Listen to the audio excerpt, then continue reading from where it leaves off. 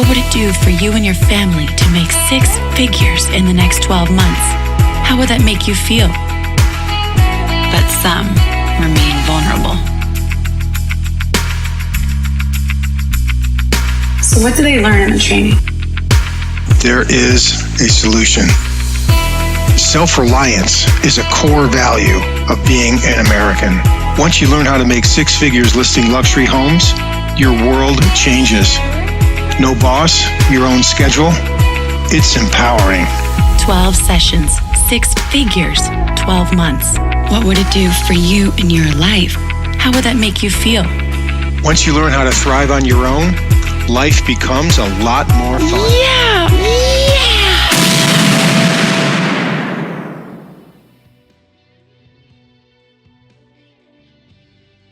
Welcome back to the training, everybody. How to make 6 figures in 12 months selling real estate starting from scratch. This is week 6, the Seller Whisper.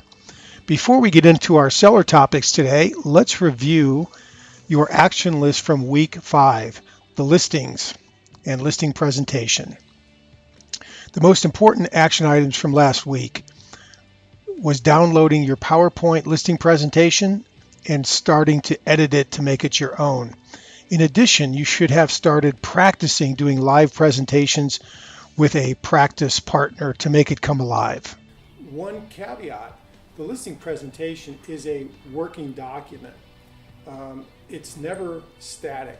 You'll do it once or twice, you'll come up with some ideas, you're constantly changing it. That's normal. You always want to be improving and refreshing your listing presentation as you do it in the field. Today we're going to review motivation, how to set the expectations with your sellers, how to manage your listings, some listing insights, discuss how and why you get paid, the listing death spiral that relates to pricing, what the showing log consists of, a feedback system, and some key seller dialogues to control pricing. A real seller is someone who's sufficiently motivated to go through the challenges of marketing and selling their home in order to make a move. Now that seems like common sense. So why am I specifying what it is? That's because many agents think prospects are sellers. I'm thinking about listing my house next year. That's not a seller, that's a prospect. Somebody that is actually ready to sign a listing agreement in the next couple of weeks is a real seller. So you treat them differently. You move through the tactical steps of getting a listing with real sellers. If it's somebody that's just a prospect, they're going to sell their house next year, that's a different relationship. You manage those relationships differently. Does that make sense? Use the term move instead of sell. Why? People say, I want to sell my home. It could mean next year, next month, 6 months from now. That's not really specific. When you start framing your conversation with a seller, when do they physically want to move? Now we have a timeline that makes sense to everybody. In addition to that, you need to instruct them about the chronology of listing and escrow and culminating in an actual move, because some sellers really don't understand the process as well as they should, and they need you to kind of guide them through a calendar. So when you know when they want to physically move, now we have the beginning of a blueprint or a chronology. Does that make sense? And you don't talk to sellers about a listing. You don't call their home a listing. It is their home. It's not a house. It's not a listing. It's their home. They're emotionally attached to it. So what that leads us to understand is you don't use inside terms on the outside, meaning don't use terms that you and I as agents and brokers understand with consumers. So often we hear agents talk about the MLS with people. Many people don't know what the MLS even means. It stands for multiple listing service, obviously, but that's an inside term. MLS is an inside term. So you want to use language that's really clear and simple for your consumers. If you only satisfy their financial needs, you get a check that's transactional mindset. If you satisfy their emotional needs, you get a check and an advocate, hopefully for life, that's being representational in your mindset. And when you do a great job and nurture the connection consistently, they will become emotionally attached to you. That should be your approach. You will have seen this dialogue in many of the training sessions. What's important about moving, and what will that do for you? The answers to these key questions will frame your communications with your sellers, and depending how you phrase it, your buyers as well. This is the context in which your relationship exists. We drill down deeper in our conversations by eliciting the values of our seller clients. What's important about moving? And then you frame the next question with their answer. So for example, if they say they're moving to Seattle, what will moving to Seattle do for you? And how will that make you feel? So we're looking at what, why, and how it makes them feel to understand their true motivation and their true values. So understand that their fears are emotional. Their concerns typically are logical. They're two different things, and it helps you to flesh out both. Two key things that sellers want to know, whether they express it consciously or not, is can I trust you and do I like you? Remember that becoming a successful listing agent is both an art and a science. Being charismatic and allowing people to trust you, expressing that charisma, is the art part of it. Expressing to them that you can get them top dollar with your great marketing program, the details of your listing presentation, that's the science component. Great listing agents are excellent at expressing the art and the science of our business to their clients. It's important for you to set the expectations of what's about to happen with the seller. You want to educate them about the processes and the average time frames that it takes to sell a home. I suggest you use a physical calendar. You can print them out from your contact management system and connect the dots. You want to discover when they want to be in their new home and then work backwards using average days on the market of homes in their area, which means you need to know your target market cold. You want to be conservative with your time frames with respect to how long it will take for the escrow to close with today's financing situations. Typically, escrows now are taking 40-45 days to close. Then you have marketing time, the time to get the home on the market, etc. So you want to build out a calendar that makes sense for the seller. The single most important key in managing your listings and your sellers is frequent communication. Understand that the whole process of selling a home is very emotional for the seller, and that silence can be deadly. It allows their imagination to start running wild. I strongly suggest you use a showing log, which I'll show you in a minute, and that you approach the relationship with your seller as a partnership, kind of recruit them into the process, both facing the market, working together. These are the keys to getting price reductions, which will cause your listings to sell. On occasion, you're going to need to let your sellers vent. Your game plan should be scheduling updates by phone no less frequently than weekly. I used to like doing them on Friday morning because not only can you recap the week, you can set up the weekend showings or let them know what's going to be happening with showings on the coming weekend. You should email buyer feedback as soon as it comes in, but keep in mind you don't forward emails from buyer agents. You condense it and reword it and send it to the seller. So you're the filter between the market and the seller.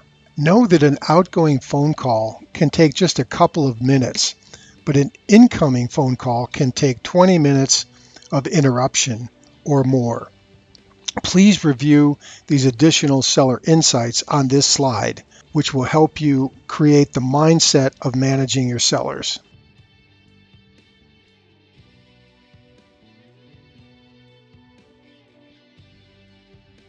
Successful listing agents understand how and why they get paid. And obviously, you get paid if and when your listings close, and only then. You lose time and money until they do. Your listings close not because of all of these things that we're doing in terms of marketing, but dominantly because homes are on the MLS and are priced to sell. Understand that fundamental, because your skill or lack thereof in controlling price will have a direct relationship with your income. It's not to say your marketing and photography and brochures aren't important. They're all components. They're all sales collateral that make an impact. But the most important thing is the price of the home once it's listed, which leads me to discuss something you want to avoid, which is the death spiral. The death spiral can often be identified when both the listing agent and seller are in denial. Anger starts growing within the seller. The seller starts telling you how to do your job. They start blaming you. The agent will check out mentally and starts avoiding the seller, and that's when the listing expires. So you want to avoid this whole thing with great communication. And what that communication will do is it will let the seller know what the market really thinks about their home. So a price reduction won't be a big surprise, and they'll build up to it gradually to agree to your price reduction request. This is what we don't want your listing to look like, and let's discuss how to do that. You manage your listing successfully by creating a listing feedback system powered by a showing log. The showing log will give you the data, the content you'll use in your phone calls to sellers that will give them the market updates. Did you know when sellers are surveyed year after year by the National Association of Realtors, one of the major complaints that home sellers have about real estate agents is poor communication. It's so easy to solve using some very simple tools. So here's an example of a showing log, and I'll walk you through it. But before I do, I want to tell you from personal experience, one of the things I recommend you do is when your listing closes, you get a feedback form from your seller about how you did as an agent. In other words, you want constructive criticism, you want to know how you can do better. What I've learned time and time again is one of the things I'm complimented most about when I was actually listing luxury homes was my constant feedback. The sellers were always in the loop and they love it, right? This is something you have to do, and it will just pay big rewards in price reductions and getting referrals from sellers to other sellers. So you start by using a showing log. The showing log tracks buyers by number. The first buyer that sees your listing is buyer number 1, Jack and Jill Smith. You write in on an Excel spreadsheet the date the home was shown. You try to get comments from the buyer's agents about what they thought of the house and fill those in, particularly what they thought about the price. And then so the second buyer, even if it's the same day, is buyer number 2, etc. What's happening is over time, in the first couple, 3 weeks of your listing, you've got a chronology of every buyer. Sometimes if they're using a key box, you won't even be called. They'll just be going into the house with their particular agent, but your key box tracks that in the computer. We all know that. So either they're calling you for the appointment or they're using your computerized system with key boxes and you can track them. Either way, you know about every buyer that goes into your listings and you just document them. Each week, what you're going to do is you either communicate all of that data to the seller. I used to like to do it on Friday mornings, and they start seeing buyers' feedback. They like this, they don't like that. Do they think the home is priced right, or is it overpriced? Is an offer coming? And the seller is in the loop. What is happening here, particularly if a listing is somewhat overpriced, let's say slightly overpriced, is the seller is getting a drip, drip, drip feedback, not from you or me as the listing agent, but from the market themselves, the marketplace, the buyers. And so when you have a conversation 30 days from now because the listing hasn't sold, they know what's coming. The buyers have voted. It's overpriced. We need to bring the price down. It makes your job much easier, and you maintain your partnership with the seller. It's you and the seller against the world. Remember, you're partners in this process to get a successful closing. So use a showing log. You can find this Excel spreadsheet in the Forms doc folder in the Online Resource Center. I recommend you upload every buyer agent that shows any of your listings into your CRM and keep good notes on them. As you saturate the market and become a dominant listing agent, you will run into buyer's agents time and time again, and you want to refer back to your CRM to review previous interactions with those buyer agents. I also recommend when you open an escrow, you're the listing agent, you send a personal thank you note to the buyer's agent. Your relationship with that buyer's agent is a critical component to a smooth transaction. And as we know, particularly you veterans, sometimes these escrows can get a little sideways. Here are some ideas of content for your emails that go out to buyer agents that have shown your listings. If you want to get really fancy, you can create multiple email signatures with variations of this content so you don't have to retype it all the time. Most CRMs have email signature features, and if you master using an email signature component of your CRM, it will save you a lot of time. So here is the feedback system in its simplified form. You email the buyer's agent. If they don't respond, give them a call the next day or have your assistant call them. Keep bugging them until you find out what the buyer thought of your listing, and then enter that information into your showing log. We now know that you number each buyer chronologically. You email an edited version of your showing log to your sellers prior to your Friday call. Here is some dialogue I highly suggest you use until you can write your own. This is an example of your Friday morning update with a seller.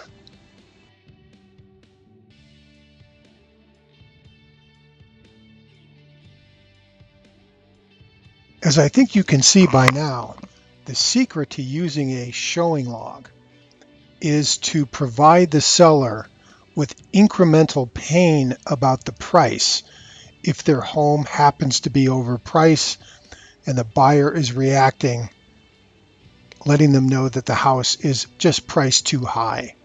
This helps you set up a price adjustment phone call later on. So here's some dialogue of what we call a price adjustment phone call. Notice I've used the term price adjustment instead of price reduction. That's how you speak to your seller.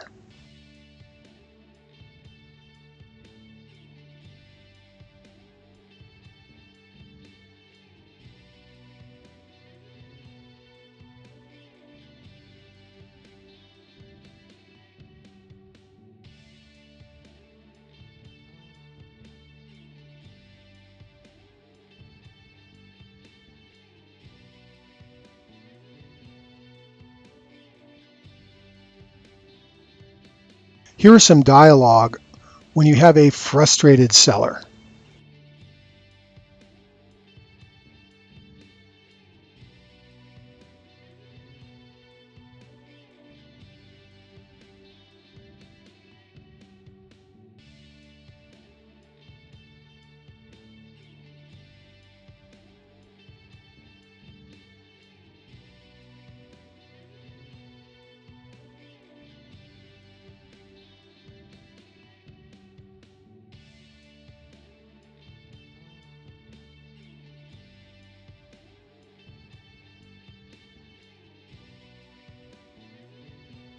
After you have a successful price adjustment phone call with your seller, I want you to confirm that price change in writing via email. Keep a hard copy of the email sent to your seller in your file and upload that hard copy as a PDF into the Dropbox folder. When you have to lower the price for the second time on your listing, do that in person.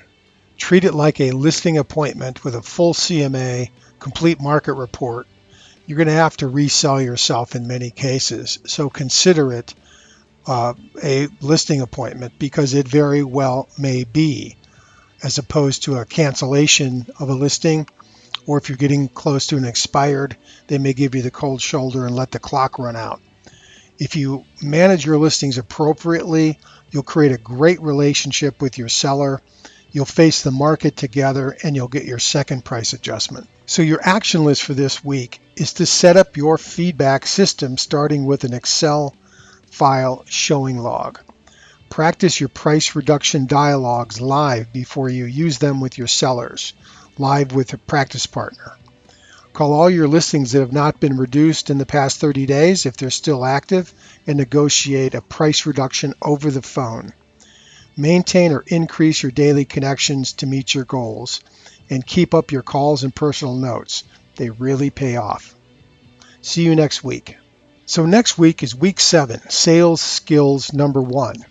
This is a brand new training for Thrive California with a lot of new and exciting information, including the formula.